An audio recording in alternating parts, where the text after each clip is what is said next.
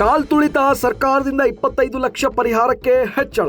ಚಿನ್ನಸ್ವಾಮಿ ಕ್ರೀಡಾಂಗಣ ಬಳಿ ಸಂಭವಿಸಿದ ಕಾಲ್ತುಳಿತ ದುರಂತದಲ್ಲಿ ಮೃತಪಟ್ಟ ಕುಟುಂಬಗಳಿಗೆ ಘೋಷಿಸಿದ್ದ ಪರಿಹಾರ ಮೊತ್ತವನ್ನು ರಾಜ್ಯ ಸರ್ಕಾರ ತಲಾ 25 ಲಕ್ಷ ರೂಪಾಯಿವರೆಗೂ ಹೆಚ್ಚಳ ಮಾಡಿದ್ದಾರೆ. ಈ ಮೊದಲು ತಲಾ 10 ಲಕ್ಷ ರೂಪಾಯಿ ಪರಿಹಾರವನ್ನು ಸರ್ಕಾರ ಘೋಷಿಸಿತ್ತು. ಇದೀಗ 15 ಲಕ್ಷ ರೂಪಾಯಿ ಹಣವನ್ನು ಹೆಚ್ಚುವರಿಯಾಗಿ ಘೋಷಿಸಿದೆ. ಈಗಾಗಲೇ ಮೃತರ ಕುಟುಂಬಸ್ಥರಿಗೆ RCB ಕಡೆಯಿಂದ 10 ಲಕ್ಷದವರೆಗೂ ಹಾಗೂ KSC ಕಡೆಯಿಂದ 5 ಲಕ್ಷ ರೂಪಾಯಿ ಘೋಷಿಸಲಾಗಿದೆ.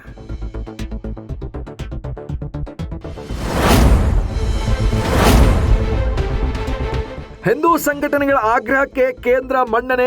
NIA ತನಿಖೆಗೆ ಸುಹಾಸ್ ಶೆಟ್ಟಿ ಪ್ರಕರಣ. ನಗರದ ಬಜ್ಜಿ ಬಳಿ ನಡೆದ ಹಿಂದೂ ಕಾರ್ಯಕರ್ತ ಸುಹಾಸ್ ಶೆಟ್ಟಿ ಕೊಲೆ ಪ್ರಕರಣವನ್ನು NIA ತನಿಖೆಗೆ ವಹಿಸೆಂದು ಕೇಂದ್ರ ಗೃಹ ಸಚಿವಾಲಯ ಆದೇಶ ಹೊರಡಿಸಿದೆ. ಈ ಪ್ರಕರಣ ತನಿಖೆಯನ್ನು NIA ವಹಿಸುವಂತೆ ಬಿಜೆಪಿ ನಾಯಕರು ಸೇರಿದಂತೆ ಹಿಂದೂ ಕಾರ್ಯಕರ್ತರು ಆಗ್ರಹಿಸಿದ್ದರು. ಇದರ ಬೆನ್ನಲ್ಲೇ ಹಿಂದೂ ಕಾರ್ಯಕರ್ತ ಸುಹಾಸ್ ಶೆಟ್ಟಿ ಕೊಲೆ ಪ್ರಕರಣವನ್ನು ರಾಜ್ಯ ಗೃಹ ಸಚಿವಾಲಯ ರಾಷ್ಟ್ರೀಯ ತನಿಖಾ ದಳಕ್ಕೆ ವಹಿಸಿ ಎಂದು ಆದೇಶ ಹೊರಡಿಸಿದೆ.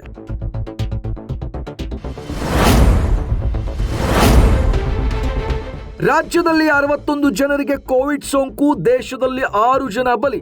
ದೇಶಾದ್ಯಂತ ಕೊರೋನಾ ಆಕ್ಟಿವ್ ಕೇಸ್ಗಳ ಸಂಖ್ಯೆ 6,000ಕ್ಕೆ ಏರಿಕೆ ಆಗಿದ್ದು, ಭಾನುವಾರ 6 ಜನರು ಸೋಂಕಿತರು ಬಲಿಯಾಗಿದ್ದಾರೆ. ಇದೇ ಅವಧಿಯಲ್ಲಿ ಕರ್ನಾಟಕದಲ್ಲಿ 61 ಜನರಿಗೆ ಸೋಂಕು ದೃಢಪಟ್ಟಿದ್ದು, ಕರ್ನಾಟಕದಲ್ಲಿ ಭಾನುವಾರ 325 ಕೋವಿಡ್ ಪರೀಕ್ಷೆ ನಡೆಸಿದ್ದು, ಒಟ್ಟು 4 ರೋಗಿಗಳು ಗುಣಮುಖರಾಗಿ ಆಸ್ಪತ್ರೆಯಿಂದ ಮನೆಗೆ ತೆರಳಿದ್ದಾರೆ.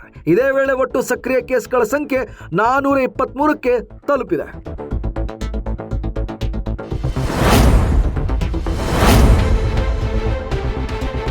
ಮುಸ್ಲಿಂ ಯುವಕರಿಂದ ನೈತಿಕ ಪೊಲೀಸ್ಗಿರಿ.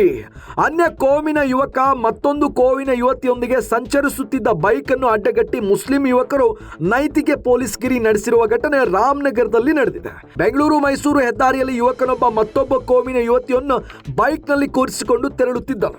ಇದನ್ನು ನೋಡಿದ ಕೆಲ ಮುಸ್ಲಿಂ ಯುವಕರು ಬೈಕ್ ಅನ್ನು ಅಡ್ಡಗಟ್ಟಿ ನೀನು ಯಾರು, ಎಲ್ಲಿಂದ ಬಂದಿದ್ದೀಯ ಎಂದು ಪ್ರಶ್ನೆ ಮಾಡಿದ್ದಾರೆ. ಬೈಕ್ನಲ್ಲಿ ಯುವತಿ ರಾಮನಗರ ಯಾರಬ್ ನಗರ ಬಡಾವಣೆ ವಾಸಿ ಎಂದು ತಿಳಿದು ಬಂದಿದ್ದು, ಈ ವಿಡಿಯೋ ಸದ್ಯ ಸೋಷಿಯಲ್ ಮೀಡಿಯಾದಲ್ಲಿ ವೈರಲ್ ಆಗಿದ್ದು, ಪೊಲೀಸರು ನೈತಿಕ ಪೊಲೀಸ್ಗಿರಿ ನಡೆಸಿದ ಯುವಕನೊಬ್ಬನನ್ನ ವಶಕ್ಕೆ ಪಡೆದು ವಿಚಾರಣೆಯನ್ನು ನಡೆಸ್ತಾ ಇದ್ದಾರೆ.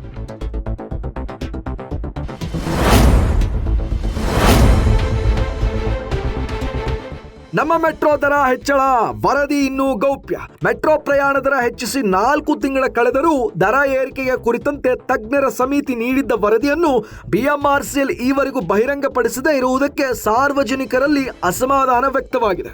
ಕಳೆದ ತಿಂಗಳ ಸಂಸದ ತೇಜಸ್ವಿ ಸೂರ್ಯ ಮೆಟ್ರೋ MDಗೆ ಪತ್ರ ಸಲ್ಲಿಸಿ ತಕ್ಷಣ ಪರಿಷ್ಕೃತ ದರ ಸಂಬಂಧ ವರದಿಯನ್ನು ಬಿಡುಗಡೆ ಮಾಡಿ BMRCL ವೆಬ್ಸೈಟ್ನಲ್ಲಿ ಪ್ರಕಟಿಸುವಂತೆ ಕೋರಿದ್ದರು.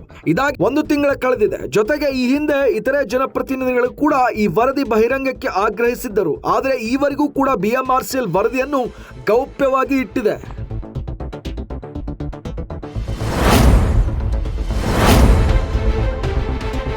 ಖಾಕಿಗಳಿಗೆ ಹೊಸ ಕಮಿಷನರ್ ಖಡಕ್ ಎಚ್ಚರಿಕೆ.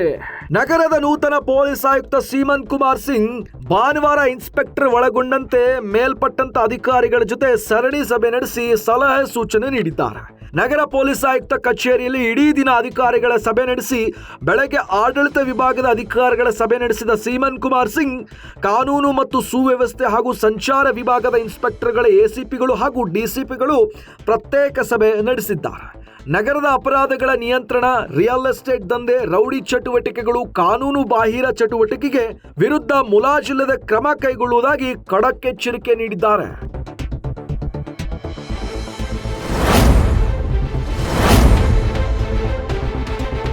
ದರ್ಶನ್ ಕೇಸ್ ರೇಣುಕಾಸ್ವಾಮಿ ಹತ್ಯೆ ಆಗಿ ಇಂದಿಗೆ 1 ವರ್ಷ. ಚಿತ್ರದುರ್ಗ ಸೊಸೆ ಹಾಗೂ ಮೊಮ್ಮಗನ ಜೀವನಕ್ಕೆ ರಾಜ್ಯ ಸರ್ಕಾರ ಏನನ್ನಾದರೂ ವ್ಯವಸ್ಥೆ ಮಾಡಲಿ, ಈ ಸಂಬಂಧ ಇದುವರೆಗೂ ನಮ್ಮನ್ನು ಯಾರೂ ಸಂಪರ್ಕ ಮಾಡಿಲ್ಲವೆಂದು ನಟ ದರ್ಶನ್ ಗ್ಯಾಂಗ್ನಿಂದ ಕೊಲೆಯಾಗಿದ್ದ ರೇಣುಕಾಸ್ವಾಮಿ ತಂದೆ ಕಾಶಯ್ಯ ಗೌಡ ಹೇಳಿದ್ದಾರೆ. ರೇಣುಕಾಸ್ವಾಮಿ ಕೊಲೆಯಾಗಿ 1 ವರ್ಷದಿಂದ ಹಿನ್ನೆಲೆಯಲ್ಲಿ ತಮ್ಮ ನಿವಾಸದಲ್ಲಿ ಮಾಧ್ಯಮದವರೊಂದಿಗೆ ಮಾತನಾಡಿ ಅವರು ಪುತ್ರ ಶೋಕ ನಿರಂತರ ಎಂಬಂತೆ ಕಾಡುತ್ತಾ ಇದೆ. ಸರ್ಕಾರ ಕೋರ್ಟ್ ಮೇಲೆ ನಮಗೆ ನಂಬಿಕೆ ಇದೆ, ದರ್ಶನ್ ನಮ್ಮನ್ನು ಸಂಪರ್ಕಿಸಿಲ್ಲ ಎಂದು ತಿಳಿಸಿದ್ದಾರೆ.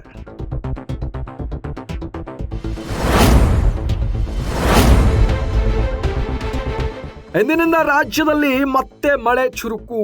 ರಾಜ್ಯದಲ್ಲಿ ಸೋಮವಾರದಿಂದ ಮುಂಗಾರು ಚುರುಕುಗೊಳ್ಳಲಿದ್ದು ಬೆಂಗಳೂರು ಸೇರಿ ವಿವಿಧೆಡೆ ಭಾರೀ ಮಳೆ ಆಗುವ ಸಾಧ್ಯತೆ ಇರುವುದರಿಂದ ಯೆಲ್ಲೋ ಅಲರ್ಟ್ ಎಚ್ಚರಿಕೆ ನೀಡಲಾಗಿದೆ. ಕಳೆದೊಂದು ವಾರದಿಂದ ರಾಜ್ಯದಲ್ಲಿ ಕ್ಷೀಣಿಸಿದ್ದ ಮುಂಗಾರು ಇದೀಗ ಚುರುಕುಗೊಳ್ಳುವ ಲಕ್ಷಣ ಕಂಡು ಬಂದಿದೆ. ಸೋಮವಾರದಿಂದ ಮಳೆ ಆರಂಭವಾಗಲಿದ್ದು ಮಂಗಳವಾರದಿಂದಲೇ ಭಾರೀ ಮಳೆ ಆಗಲಿದೆ. ಬೆಂಗಳೂರು ಗ್ರಾಮಾಂತರ, ಬೆಂಗಳೂರು, ಕೋಲಾರ ಹಾಗೂ ರಾಮನಗರಕ್ಕೆ ಯೆಲ್ಲೋ ಅಲರ್ಟ್ ಎಚ್ಚರಿಕೆ ನೀಡಿದ್ದಾರೆ.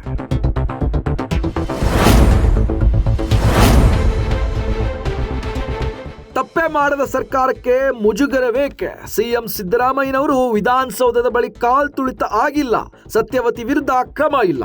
ಕಾಲ್ತುಳಿತ ಪ್ರಕರಣದಲ್ಲಿ ಸರ್ಕಾರ ತಪ್ಪು ಮಾಡಿಲ್ಲ, ಹೀಗಾಗಿ ಮುಜುಗರ ಯಾಕೆ ಆಗಬೇಕು ಎಂದಿರುವ ಸಿಎಂ ಸಿದ್ದರಾಮಯ್ಯನವರು ಕುಂಭಮೇಳದಲ್ಲಿ ಕಾಲ್ತುಳಿತ ನಡೆದಾಗ ಯಾರಾದರೂ ರಾಜೀನಾಮೆ ಕೊಟ್ಟಿದ್ದಾರೆ ಎಂದು ಪ್ರಶ್ನೆ ಮಾಡಿದ್ದಾರೆ. ಖಾಸಗಿ ಕಾರ್ಯಕ್ರಮದಲ್ಲಿ ಭಾನುವಾರ ಸಂಜೆ ಮೈಸೂರಿನಲ್ಲಿ ಆಗಮಿಸಿ ಅವರ ನಿವಾಸದಲ್ಲಿ ಸುದ್ದಿಗಾರರ ಜೊತೆ ಮಾತನಾಡಿ, ತಪ್ಪು ಮಾಡಿದರೆ ಕಪ್ಪು ಚುಕ್ಕೆ ಆಗುತ್ತದೆ, ನಾವು ತಪ್ಪು ಮಾಡೇ ಇಲ್ಲ, ಕಪ್ಪು ಚುಕ್ಕೆ ಹೇಗೆ ಆಗುತ್ತದೆ ಎಂದು ಪ್ರತಿಪಾದಿಸಿದ್ದಾರೆ.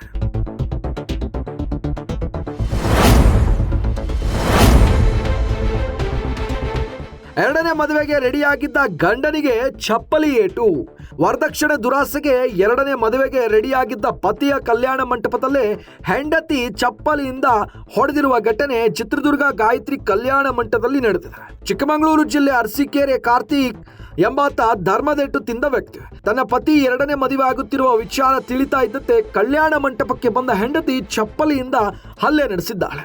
ಘಟನೆಯಿಂದ ಮದುವೆ ವೇಳೆ ಎರಡನೇ ವಧು ಮತ್ತು ಕುಟುಂಬಸ್ಥರು ಕಕ್ಕಾಬಿಕ್ಕಿಯಾಗಿದ್ದು 4 ವರ್ಷದ ಹಿಂದೆ ಕಾರ್ತಿಕ್ಗೆ ಮದುವೆ ಆಗಿತ್ತು. ದಾವಣಗೆರೆ ಜಿಲ್ಲೆಯ ನ್ಯಾಮತಿ ತಾಲೂಕಿನ ಯುವತಿಯ ಜೊತೆ ಮದುವೆ ಆಗಿತ್ತು. ಚಿತ್ರದುರ್ಗದಲ್ಲಿ ಎರಡನೇ ಮದುವೆಗೆ ಕಾರ್ತಿಕ್ ಪ್ಲಾನ್ ಮಾಡಿದ್ದು ಸುದ್ದಿ ತಿಳಿದ ತಕ್ಷಣ ಕಲ್ಯಾಣ ಮಂಟಪಕ್ಕೆ ಬಂದು ಪತಿಗೆ ಧರ್ಮದೇಟನ್ನು ಕೊಟ್ಟಿದ್ದಾಳೆ.